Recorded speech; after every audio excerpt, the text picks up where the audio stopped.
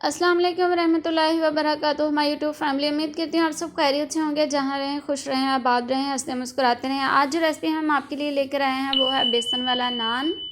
और कुछ शहरों में इसको पकोड़े वाला नान भी बोलते हैं। आप इसको जो भी बोलते हैं, आप स्टेप बाय स्टेप इसको गाइड करेंगे किस तरह प्रॉपर ये बनेगा, इसलिए वीडियो को एंड तक देखिएगा। So let's start. बिस्मिल्लाहिर्रहमानिर्रहीम।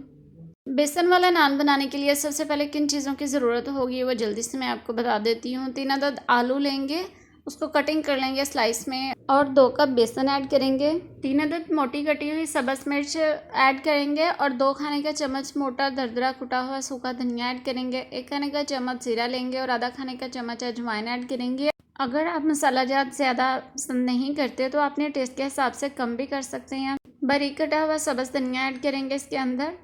अब हम इसमें आधा खाने का चम्मच लाल मिर्च का पाउडर ऐड करेंगे।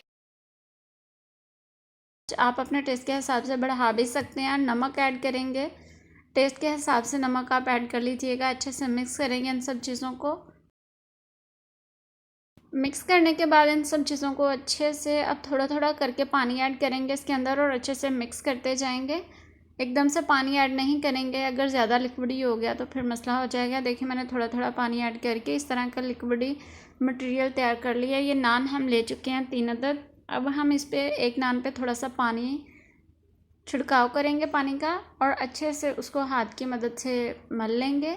और अब हम इस पे लगाएंगे वो जो बैटर हम पहले से बना चुके हैं। चाहे तो आप उसके अंदर डिप करके लगा लीजिए, अगर आप पहली बार बना रहे हैं तो जिस तरह मैंने हाथों की मदद से लगाया इसी तरह आप अप्लाई कर लीजिए। बैटर ना तो ज़्यादा गाढ़ा होना चाहिए और ना ही पतला होना चाहिए। आज ये नान बहुत ही क्रिस्पी और टेस्टी बनने वाला है, और इसका बैटर भी नहीं उतरेगा। आपको मैं पूरा गाइड करूँगी। अगर आपने अभी तक हमारे चैनल को सब्सक्राइब नहीं किया प्लीज़ जल्दी से सब्सक्राइब कर लीजिए। कढ़ाई में घी गरम होने के लिए हम रख चुके हैं। देखें घी गरम हो चुका है। ऑयल जो है फुल गरम होना चाहिए, या घी जो भी आप यूज़ कर रहे हों। सबसे अहम बात यह है कि अब हम इसकी कौन सी साइड नीचे को करेंगे। जिस तरह साइड पे हम बेसन लगा चुके हैं या मटेरियल लगाया, वो ही साइड हम सबसे पहले ऑयल में डालेंगे, और हाई फ्लेम ही है।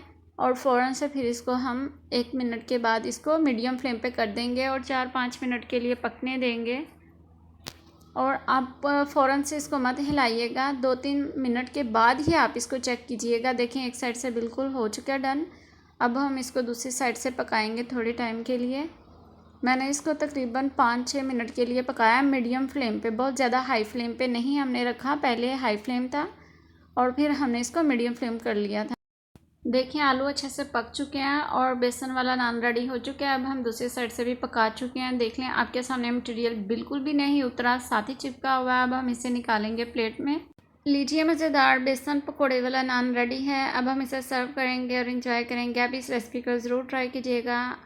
और अगर आपको हमारी ये रेसिपी अच्छी लगी हो तो प्लीज़ जल्दी से इस वीडियो को लाइक करें, शेयर करें, और हमारे चैनल को सब्सक्राइब करें, और हमें अपनी दुआओं में याद रखिए। अल्लाह हाफिज़।